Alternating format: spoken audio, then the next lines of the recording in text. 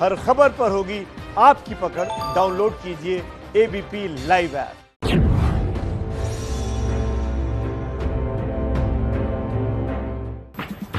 नमस्कार, स्वागत है आपका एबीपी न्यूज में। आपके साथ मैं हूं अखिलेश आनंद। आप देख रहे हैं इलेक्शन का सबसे बड़ा शो कौन बनेगा मुख्यमंत्री, समस्तीपुर से लाइव। आपको बता दें, बिहार चुनाव में कश्मीर नामा राग अलापा जा रहा है। वो कैसे, हम आपको समझाते हैं। चुनाव हो और भला कश्मीर का जिक्र ना हो, यह संभव नजर नहीं आता। हाल के चुनाव को अगर आप देख लें तो बिहार चुनाव में भी कश्मीर की भी एंट्री हो गई, आतंकवाद की भी। सवाल ये कि क्या इस बहाने ध्रुवीकरण की राजनीति शुरू हो गई है। बिहार के चुनाव में निकला कश्मीर का चिन्ह। बिहार में अगर सरकार आरजेडी बनेगी तो कश्मीर से किसान का पानी बहुत सफाया कर रहे हो, आकर बिहार की धरती पर पनाह ले लेगा। नजरबंदी से निकलते ही 370 पर आई महबूबा। अब हम सबको इस बात का इरादा करना होगा कि जो दिल्ली दरबार ने 5 अगस्त को गैर आईनी, गैर जमहूरी, गैर कानूनी तरीके से हमसे छीन लिया, उसे वापस लेना होगा। क्या नित्यानंद के बयान और महबूबा की रिहाई का कोई सियासी कनेक्शन है?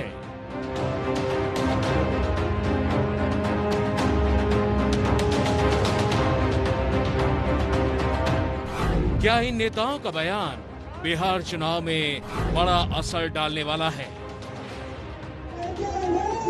बिहार में चुनावी महाभारत के लिए जिस तरह से सियासी सेनाएं सज रही हैं, उससे इन दोनों नेताओं के बयान काफी अहम मायने रखते हैं। ये महज संयोग ही कहिए कि जिस दिन वैशाली की सभा में नित्यानंद राय ने कश्मीर और आतंकवाद का जिक्र किया, उसी रात जम्मू कश्मीर की पूर्व मुख्यमंत्री महबूबा मुफ्ती की नजरबंदी से रिहाई हो गई। और रिहाई होते ही महबूबा ने उस 370 के राग को छेड़ दिया जो बिहार के चुनाव में बीजेपी विरोधियों का खेल खराब कर सकता है। 5 अगस्त 2019 के काले दिन का काला फैसला हर पल मेरे दिल और रूह पे वार करता रहा। हम में से कोई भी शख्स उस दिन की डाकाजनी और बेइज्जती को कतई भूल नहीं सकता। अब हम सबको इस बात का इरादा करना होगा कि जो दिल्ली दरबार ने 5 अगस्त को गैर आईनी, गैर जमहूरी, गैर कानूनी तरीके से हमसे छीन लिया, उसे वापस लेना होगा। बिहार चुनाव में इस वक्त नीतीश कुमार 2 मोर्चों पर फंसे हुए हैं। एक तो विरोधियों ने बेरोजगारी, महंगाई और नीतीश के कामकाज को मुद्दा बना रखा है। दूसरे, नीतीश कुमार और बीजेपी इस वक्त अंदरूनी बगावत के शिकार है। ऐसे में नीतीश और बीजेपी की सियासी नाव को पार कराने के लिए सबसे टेस्टेड और भरोसेमंद दांव है ध्रुवीकरण। और जिस तरह के बयान आने शुरू हो गए, उसके बाद ये माना जाना चाहिए कि चुनाव का रुख उस तरफ मुड़ सकता है। सरकार आरजेडी बनेगी। मंगलवार को गृह राज्य मंत्री नित्यानंद राय ने अपनी ओर से आतंकवाद नाम का एक हल्का सा बॉल डाला था, जिसके बाद से इसी बात की चर्चा हो रही है।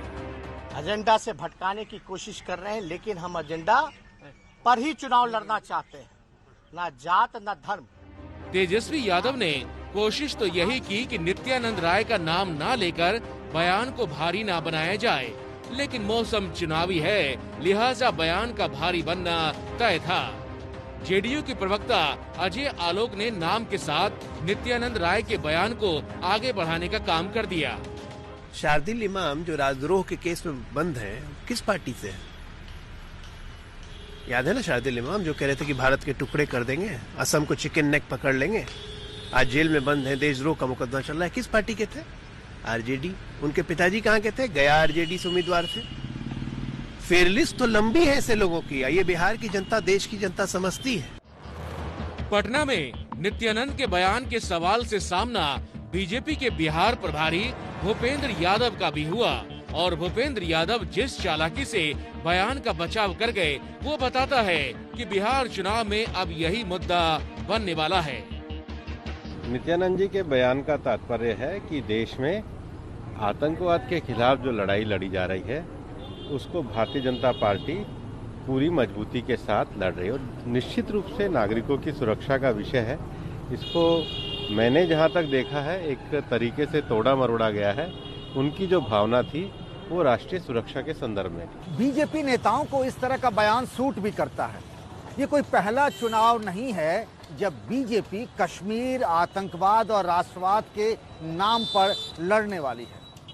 अगर आप याद कर लीजिए बिहार के चुनाव को, जब साल 2015 में अमित शाह तो यहां तक कह गए थे कि अगर बिहार में गठबंधन की सरकार बनती है तो फिर यहां नहीं बल्कि पाकिस्तान में पटाखे फूटेंगे। गलती से भी अगर भारतीय जनता पार्टी बिहार में हार गई, गलती से भी अगर भारतीय जनता पार्टी बिहार में हार गई तो जय पराजय तो बिहार में होगी, पटाखे पाकिस्तान में जाकर चलेंगे। और अब तो बीजेपी के पास आर्टिकल 370 नाम का हथियार भी है, जिसका डंका महाराष्ट्र से लेकर हरियाणा तक के चुनाव में बीजेपी बजा चुकी है।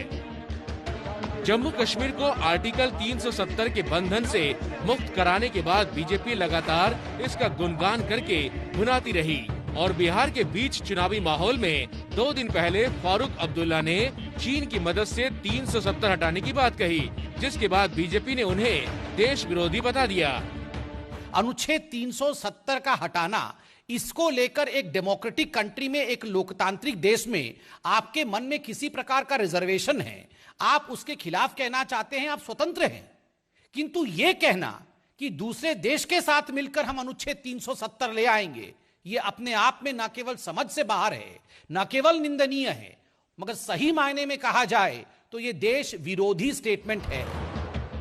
और अब महबूबा मुफ्ती भी बाहर निकलकर 370 के खिलाफ ताल ठोक रही है। शायद बीजेपी के रणनीतिकार भी यही चाहते हैं कि इस तरह के बयान को हवा मिले, ताकि बिहार के चुनावी माहौल को हिंदू, मुसलमान और हिंदुस्तान पाकिस्तान के बीच गरमाया जाए। आतंकवादियों को पनाह नहीं मिलेगा, आतंकवादी सर उठाएगा उसका सर कुचल दिया जाएगा। लालू यादव के बेटे तेजस्वी यादव ने आज राघोपुर से अपना नामांकन भर दिया। मां राबड़ी देवी से उन्होंने आशीर्वाद लिया, लेकिन इसी तस्वीर को लेकर विवाद हो गया। किस तरह की राजनीति हो रही है वो आपको दिखाते हैं।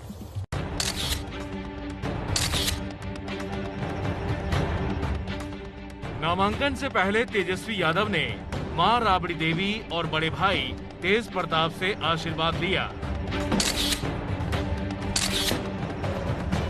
मां ने दही खिलाकर आशीर्वाद दिया। तेजस्वी ने ये तस्वीरें अपने सोशल मीडिया अकाउंट पर शेयर की।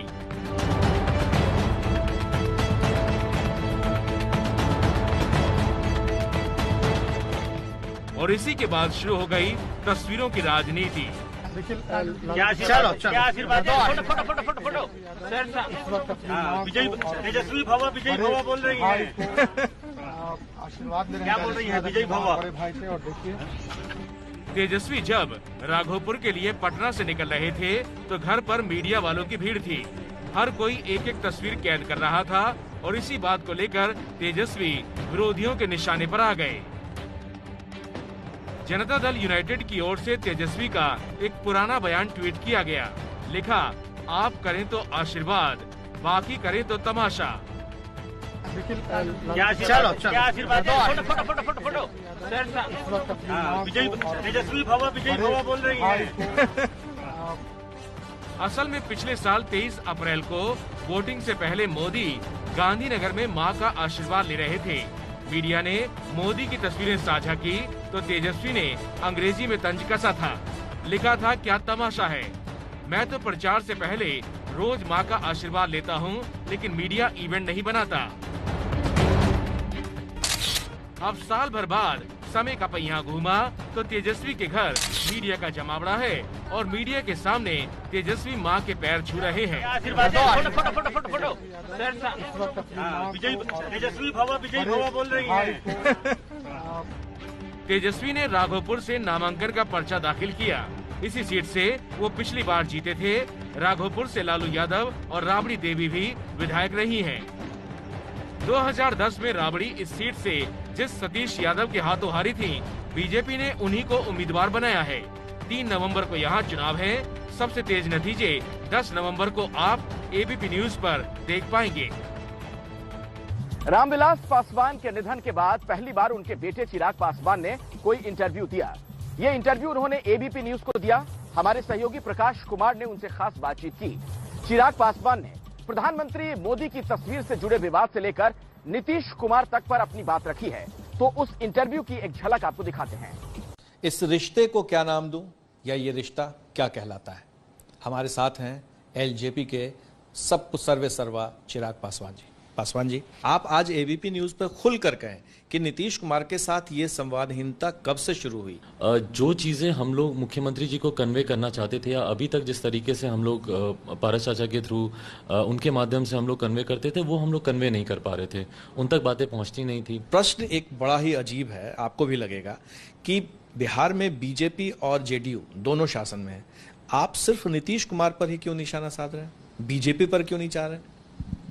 देखिए, सत्ता का जो मुखिया होता है या किसी भी राज्य में जो मुख्यमंत्री होते हैं, और ख़ास तौर पर अगर वो मुख्यमंत्री नीतीश कुमार जी जैसे हों, तो काफ़ी चीज़ें उन्हीं के आसपास केंद्रित रहती हैं। तो आप नेतृत्व बदलना चाहते हैं लेकिन नीतीश कुमार को हटाना चाहते हैं, तो आपको लगता है कि इसका फ़ायदा कहीं तेजस्वी को तो नहीं हो जाएगा? देखिए, मुझे नहीं पता कि किसको फ़ायदा होगा, किसको नुकसान होगा। मैं एक अपनी ईमानदार भूमिका निभा रहा हूँ। मैं जनता के बीच, मैं माननीय मुख्यमंत्री जी की तरह किसी की लकीर को छोटा करके अपनी लकीर को बड़ा नहीं दिखाना चाह रहा। मैं पिछले 15 साल की बात करके अपने 15 साल को मैं बड़ा नहीं दिखाना चाह रहा। अच्छा, आप जो चुनाव प्रचार में जाएंगे वो सीधा आपके निशाने पर तेजस्वी होंगे या फिर नीतीश कुमार होंगे? आज की सरकार का नेतृत्व कौन कर रहा है? पिछले 15 साल से कौन कर रहा है? जो कर रहा है निशाने पे वही होगा ना, जिम्मेदारी उन्हीं की होती है। चिराग पासवान खुल करके उन्होंने अपने दिल की बात कही और ये संदेश भी दे दिया कि आने वाले दिनों में नीतीश कुमार के साथ तो कम से कम वो नहीं जाएंगे। तो इलेक्शन के सबसे बड़े शो कौन बनेगा मुख्यमंत्री में फिलहाल वक्त हो चला एक छोटे से ब्रेक का, लेकिन आपको याद दिला दे, कल आपसे खगड़िया से मुलाकात होगी। खगड़िया से शाम 6:30 बजे जरूर देखिएगा वार पलटवार लाइव, और रात 8:30 बजे कौन बनेगा मुख्यमंत्री।